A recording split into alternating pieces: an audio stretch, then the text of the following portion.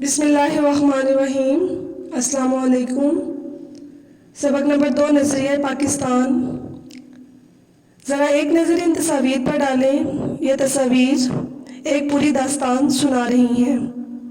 سب سے پہلے اکبر بادشاہ کی تصویر ہے، جہانگیر بادشاہ، مجدد الافسانی کا مقبرہ، اورنگزیب عالمگیر، شاہ ولی اللہ کا مزار، حیدر علی، سلطان ٹیپو، مزار سید احمد شہید اور سر سید احمد خان، علامہ اقبال، قائد اعظم۔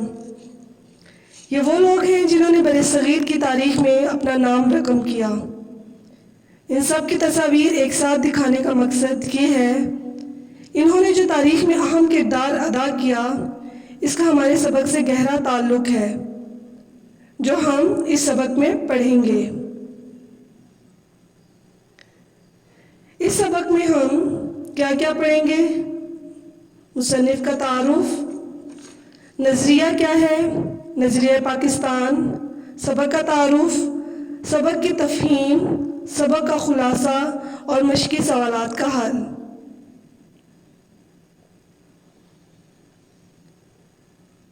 سب سے پہلے ہم مصنف کا تعارف پڑھیں گے۔ اس سبق کو لکھنے والے ہیں ڈاکٹر غلام مصطفیٰ خان۔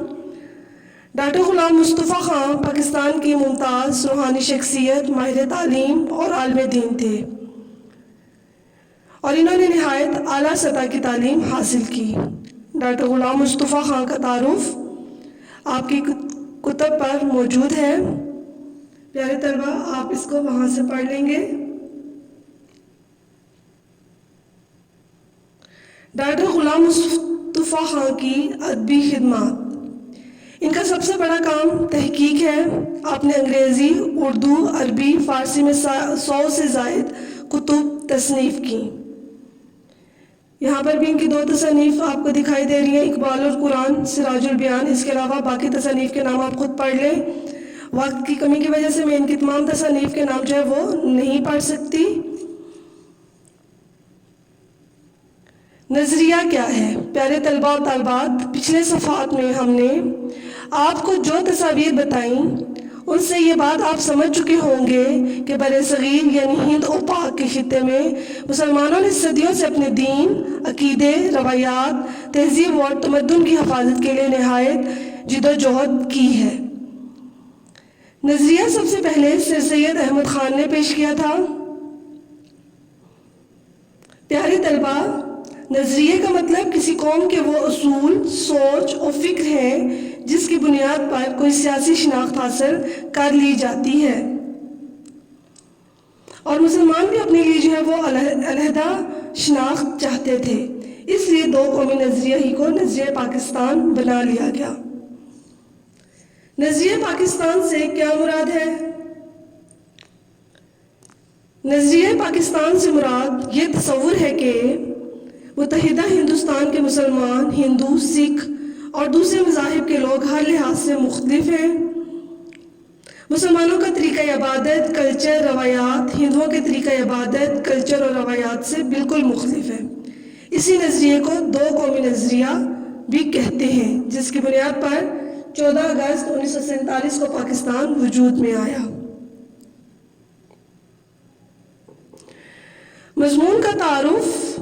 اس سبق کو پڑھنے کے بعد آپ جان سکیں گے کہ نظریہ پاکستان سے کیا مراد ہے۔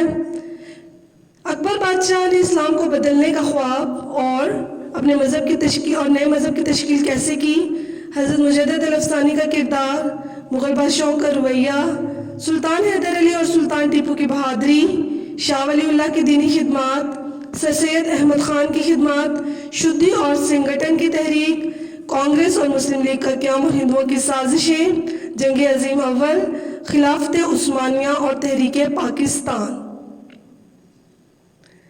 پیارے طلبہ، اس سبق میں موجود تمام اہم واقعات، تمام تحریکوں کے متعلق اور تمام اہم شخصیات کے متعلق جن کا نظریہ پاکستان سے کوئی نہ کوئی تعلق رہا ہے، ہم جانیں گے۔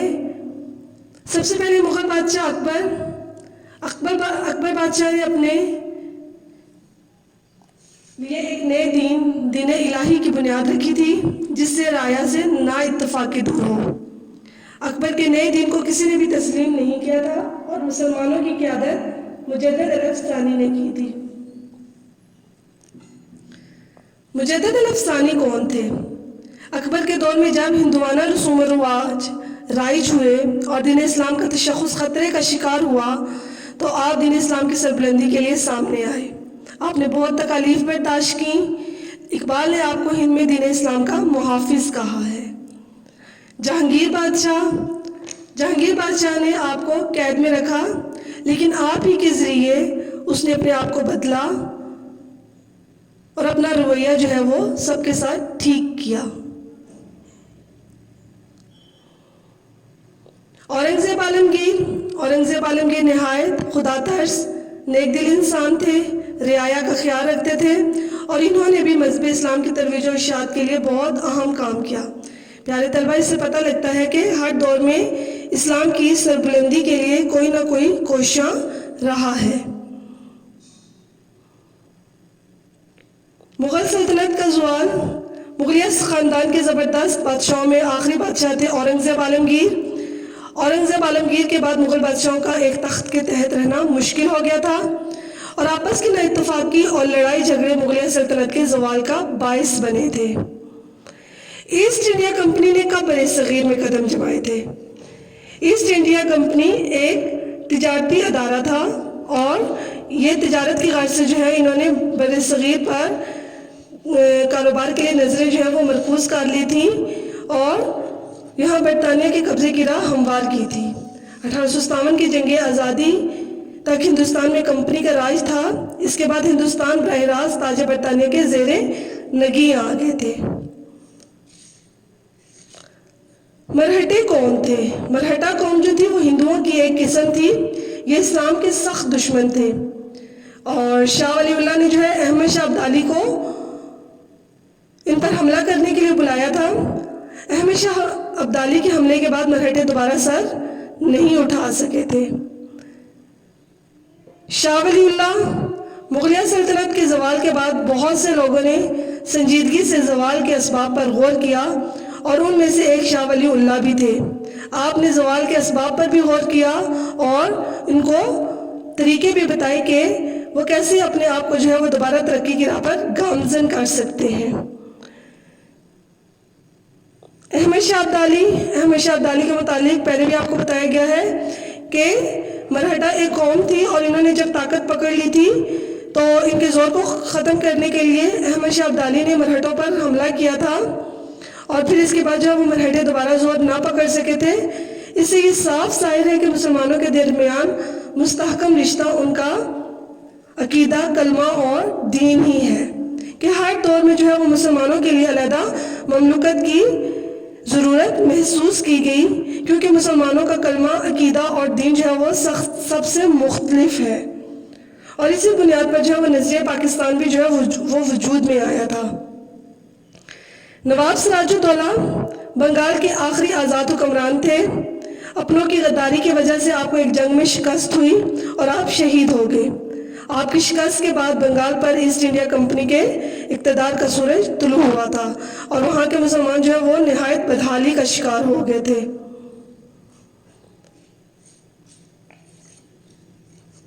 نواب حیدر علی، آپ میسور پر آپ تخت نشین ہوئے تھے۔ آپ کی تخت نشینی کے وقت میسور میں صرف 33 گاؤں تھے۔ آپ نے کچھ ہی عرصے میں 80,000 مربع میل علاقے پر حکومت کی۔ انگریزوں کے خلاف سلطان حیدر علی نے 2 جنگیں لڑی تھیں۔ ٹیپو سلطان، آپ نے میسور کو نہایت خوشحال ریاست بنایا تھا۔ آپ ہندوستان کو ایسٹ انڈیا کمپنی سے نجات دلانا چاہتے تھے لیکن اپنوں کی غداری کی وجہ سے وہ ایک جنگ کے دوران شہید ہو گئے۔ آپ ہندوستان کے آخری محافظ تھے۔ سید احمد بریلوی شہید اور شاہ اسماعیل شہید، ان دونوں نے جو ہے وہ تحریک جہاد کا آغاز کیا تھا۔ آپ پنجاب اور خیبر پختونخوا میں سکھوں کا جب پنجاب اور خیبر پختونخوا میں سکھوں کا دور چل رہا تھا تو آپ کا کردار اس خطے کی مذہبی تاریخ میں اہم ہے۔ آپ اور شاہ ولی اللہ کے پوتے شاہ اسماعیل شہید نے مل کر تحریک جہاد کا آغاز کیا تھا لیکن خیبر پختونخوا میں ایک جنگ کے دوران اپنے کئی ساتھیوں سمیت شہید ہو گئے۔ آپ کی اس تحریک کی وجہ سے لوگوں میں جذبہ آزادی موجود رہا۔ 1857 کی جنگ آزادی کے بعد جب مسلمانوں کو ناکامی کا سامنا کرنا پڑا تو پیارے طلبہ، انگریزوں نے مسلمانوں پر ظلم و ستم کی انتہا کر دی تھی، اور اس جنگ میں اگرچہ ہندو اور مسلمان دونوں شامل تھے، لیکن اس کے بعد انگریزوں کی سازشوں اور ہندوؤں کے رویے کی وجہ سے مسلمان اور ہندو سیاسی طور پر بھی الگ الگ ہو گئے۔ پہلی مرتبہ دو قومی نظریہ لوگوں پر واضح ہونے لگا، لیکن اس نظریے کی بنیاد تو اسی وقت پڑ چکی تھی جب ہندوستان میں پہلا فرد مسلمان ہوا تھا۔ شدھی اور سنگٹن کی تحریک۔ مسلمانوں کو ہندو بنانے کے لیے شدھی کی تحریک شروع ہوئی اور ان کو ختم کرنے کے لیے سنگٹن کی تحریک شروع کی گئی۔ ان تحریکوں سے مسلمانوں کو احساس ہونے لگا کہ ہندو بھی مسلمانوں کو خود سے الگ قوم خیال کرتے ہیں۔ کانگریس 1885 میں کانگریس کا وجود عمل میں آیا، اور یہ جماعت صرف ہندوؤں کا فائدہ چاہتی تھی، اس لیے مسلمانوں نے بھی اپنی الگ جماعت قائم کرنے کا سوچا۔ مسلمانوں نے اپنے لیے الگ جماعت مسلم لیگ کو چنا۔ نواب وقار الملک نے 1906 میں کل ہند مسلم لیگ کے نام سے مسلمانوں کی ایک الگ تنظیم قائم کی گئی۔ یہ تنظیم ڈھاکہ میں قائم ہوئی تھی اور یہ تنظیم مسلمانوں کا مفاد چاہتی تھی۔ علی گڑھ تحریک اردو کے تحفظ اور مسلمانوں کو ہندوؤں کے مقابلے میں اس تحریک نے آمادہ کیا تھا۔ سلطنت عثمانیہ اور تحریک خلافت۔ پہلی جنگ عظیم میں جب ترکی نے برطانیہ کے خلاف جرمنی کا ساتھ دیا، جنگ میں ترکی اور جرمنی کو شکست ہوئی۔ جنگ کے خاتمے کے بعد برطانیہ اور اس کے اتحادیوں نے سلطنت عثمانیہ کو ختم کرنے کا منصوبہ بنایا۔ ہندوستان کے مسلمان سلطنت عثمانیہ سے بے پناہ محبت رکھتے تھے، اس لیے انہوں نے مولانا محمد علی جوہر کی قیادت میں سلطنت عثمانیہ کے تحفظ کے لیے ایک تحریک شروع کی، جسے تحریک خلافت کا نام بھی دیا جاتا ہے۔ پیارے طلبہ، یہ تحریک بھی مسلمانوں کے درمیان کلمے کے رشتے کا ایک ثبوت تھی، کیونکہ تمام مسلمانوں کا ایک کلمہ، ایک نظریہ اور ایک عقیدہ ہے، اور اسی عقیدے، کلمے اور نظریے کو وہ بنیاد بناتے ہوئے وہ علیحدہ ریاستیں، علیحدہ سلطنتیں وہ وجود میں آئی تھیں۔ تحریک پاکستان اس تحریک کو کہتے ہیں جو برطانوی ہند میں مسلمانوں نے ایک آزاد وطن کے لیے چلائی، جس کے نتیجے میں پاکستان قائم ہوا۔ اس تحریک کی قیادت قائد اعظم محمد علی جناح کر رہے تھے۔ مغل سلطنت کے زوال کے بعد پہلی مرتبہ ہندوستان میں مسلمانوں کو اتنے بڑے رقبے پر دوبارہ اقتدار ملا۔ قرارداد پاکستان 1930 میں مسلم لیگ کے الہ آباد والے اجلاس میں علامہ اقبال نے مسلمانوں کے لیے علیحدہ وطن پاکستان بنانے کی تجویز دی۔ 4 سال کے بعد جب قائد اعظم نے مسلم لیگ کی صدارت کا عہدہ سنبھالا تو انہوں نے اس تجویز کو عملی جامہ پہنانے کی کوششیں شروع کر دیں۔ 23 مارچ 1940 کو انہوں نے لاہور کے اجلاس میں اعلان کر دیا کہ جن علاقوں میں مسلمانوں کی اکثریت ہے وہاں مسلم ریاست قائم ہوگی، اور اسی کو قرارداد پاکستان بھی کہا جاتا ہے۔ قومیت کی تشکیل کی کتنی بنیادیں ہیں؟ قومیت کی تشکیل کی 2 بنیادیں ہیں۔ ایک بنیاد وہ جو مغربی مفکرین نے ڈالی تھی، اور ایک بنیاد وہ جو دین اسلام کے نزدیک ہے۔ مغربی مفکرین نے کہا کہ قوم وطن سے بنتی ہے۔ اسی نظریے کی وجہ سے دنیا کے انسانوں کے درمیان جنگوں کا دروازہ کھل گیا تھا اور 2 بڑی عالمی جنگیں ہوئی تھیں۔ اور دین اسلام کے نزدیک قومیت کی بنیاد ایک نظریاتی قومیت ہے جو لا الہ الا اللہ پر قائم ہوئی، یعنی یہ کہ نسل، رنگ اور وطن کی بنیاد پر نہیں بلکہ ایک نظریے، ایک عقیدے اور ایک کلمے کی بنیاد پر وجود میں آئی تھی، اور اسی نظریاتی پہلو کو نمایاں کرنے کے لیے اسے ملت بھی کہا جاتا ہے۔ پیارے طلبہ، یہ تو تھا ان تمام اہم شخصیات، ان تحریکوں کا ذکر جو سبق میں موجود ہیں۔ اس سے آپ کو سبق کو سمجھنے میں آسانی ہوگی۔ سبق کا مختصراً سا خلاصہ بتا دیتی ہوں، کیونکہ اوپر جو تمام باتیں بتائی گئی ہیں ان کا ذکر وہ سبق میں موجود ہے۔ سبق کا خلاصہ اس سبق میں بتایا جا رہا ہے کہ مسلمان ہمیشہ اپنے دین کی خاطر ہر ظلم کے سامنے ڈٹے رہے. جب اکبر بادشاہ نے دین الہی کی بنیاد رکھی تو مجدد الافسانی جو ہے وہ دین اسلام کی سربلندی کے لیے کھڑے ہو گئے. اس کے علاوہ اسلام کی سربلندی کے لیے سلطان حیدر علی اور ان کے بیٹے ٹیپو سلطان نے انگریزوں کا مقابلہ کیا. سید احمد شہید نے انگریزوں اور سکھوں کے خلاف تحریک جہاد شروع کی. اس کوشش میں سید احمد شہید اور ان کے ہمراہ شاہ ولی اللہ کے پوتے شاہ اسماعیل شہید بھی شامل تھے. 1857 کی جنگ آزادی میں مسلمانوں نے جو ہے وہ دوبارہ قدم جمانے کی کوشش کی لیکن ان کو ناکامی کا سامنا کرنا پڑا تھا. تو سر سید احمد خان نے انگریزوں سے مفاہمت کو غنیمت جانا. 1885 میں کانگریس کی بنیاد ڈالی گئی جو کہ ہندوؤں کی جماعت تھی. 1906 میں مسلم لیگ کا قیام عمل میں آیا. 1911 میں پہلی جنگ عظیم میں جب ترکی کو ناکامی کا سامنا کرنا پڑا تھا تو سلطنت عثمانیہ جو وہ خطرے کا شکار ہو گئے اور انہوں نے سلطنت عثمانیہ کو ختم کرنا چاہا تھا. تو اس وقت جو ہے وہ تحریک خلافت جو ہے وہ علی برادران نے شروع کی تھی سلطنت عثمانیہ کے تحفظ کے لیے. اور 1930 کے الہ آباد والے اجلاس میں جو ہے علامہ اقبال نے مسلمانوں کے لیے علیحدہ وطن بنانے کی تجویز پیش کی تھی. 1940 میں قرارداد پاکستان جو ہے وہ پیش کی گئی جس میں جہاں پر مسلمانوں کی اکثریت زیادہ ہے وہاں پر مسلمانوں کے لیے علیحدہ ریاست قائم کرنے کا فیصلہ ہوا تھا. اس طرح 14 اگست 1947 کو پاکستان وجود میں آیا تھا. پاکستان نے اپنے قیام سے اب تک بڑی ترقی کی اور اس کو برقرار رکھنے کے لیے ہمیں نظریہ پاکستان کو ہر وقت پیش نظر رکھنا پڑے گا. کوئی ایسا قدم نہیں اٹھانا چاہیے جس کے باعث ہمیں اللہ تعالیٰ اور اس کے رسول اللہ صلی اللہ علیہ وسلم کے سامنے شرمندہ ہونا پڑے. ہمارا جینا مرنا پاکستان کے لیے ہے. ہم اسلامی اصولوں کی روشنی میں پاکستان کو مضبوط اور مستحکم بنائیں گے انشاءاللہ. پیارے طلبہ، تو اس سے یہ واضح ہوا کہ نظریہ پاکستان کے مسلمانوں کا نظریہ یہ تھا کہ ہندو اور مسلمانوں کے نظریات میں زمین آسمان کا فرق تھا اور مسلمانوں کو آزادانہ طور پر اسلامی اصولوں پر عمل کرنے کے لیے جو ہے وہ ایک آزاد سلطنت کی ضرورت تھی. اور اسی نظریہ پاکستان کو مد نظر رکھتے ہوئے آخرکار 14 اگست 1947 کو پاکستان وجود میں آیا اور ہر دور میں جو ہے وہ اسلام کی سربلندی کے لیے کوششیں کی گئیں اور اسلام کو سربلند رکھنے کی کوشش کی گئی تھی تاکہ اسلام جو ہے وہ اسلام کو کوئی بھی کسی سے خطرہ یا نقصان نہ پہنچے. مشقی سوالات کا حل ہے. اس کے بعد سبق کے مشقی سوالات آپ نے حل کرنے ہیں. آپ سبق کی بلند خوانی کریں گے اور آپ جو ہے امید ہے اس سبق کو سمجھ گئے ہوں گے اور مشقی سوالات حل کرنے میں آپ کو کوئی دقت پیش نہیں آئے گی. سوال نمبر 1 ہے، مسلمانوں کو اپنے دینی معاملات میں اپنی آزادی کب ختم ہوتی نظر آئی تھی؟ جب اکبر نے دین الہی کی بنیاد رکھی تھی اور دوسری جو ہے ہندوانہ رسوم و رواج جو ہے وہ رائج ہو گئے تھے تو تب مسلمانوں کو دینی معاملات میں آزادی ختم ہوتی نظر آئی تھی.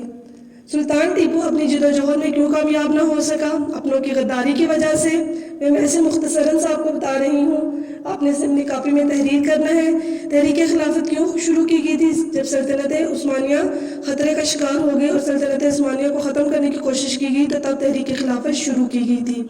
علامہ اقبال نے مسلمانوں کے لیے الگ وطن کا مطالبہ کب اور کیوں کیا اور کہاں کیا؟ اس سوال کا جواب آپ خود حل کریں گے. اہل مغرب نے قومیت کی بنیاد کس پر رکھی تھی؟ اہل مغرب نے کہا تھا کہ قوم وطن سے بنتی ہے. مسلمانوں کی قومیت کی بنیاد کیا تھی؟ مسلمانوں کی قومیت کی بنیاد لا الہ الا اللہ تھی. ایک کلمے، ایک نظریے اور ایک عقیدے پر رکھی گئی تھی. نظریہ پاکستان کا مقصد کیا ہے؟ نظریہ پاکستان کا مقصد اسلامی اصولوں کی ترویج اور اشاعت ہے. شدی اور سنگٹن کی تحریکوں کے مقاصد کیا تھے؟ شدی جو ہے مسلمانوں کو ہندو بنانے کے لیے یہ تحریک شروع کی گئی تھی اور مسلمانوں کو ختم کرنے کے لیے سنگٹن کی تحریک شروع کی گئی تھی. پیارے طلبہ، امید ہے آپ سب سمجھ گئے ہوں گے. اگر آپ کو پھر بھی کوئی دقت پیش ہے تو آپ مجھ سے دوبارہ پوچھ سکتے ہیں. شکریہ. خدا آپ کا حامی و ناصر ہو. اللہ حافظ.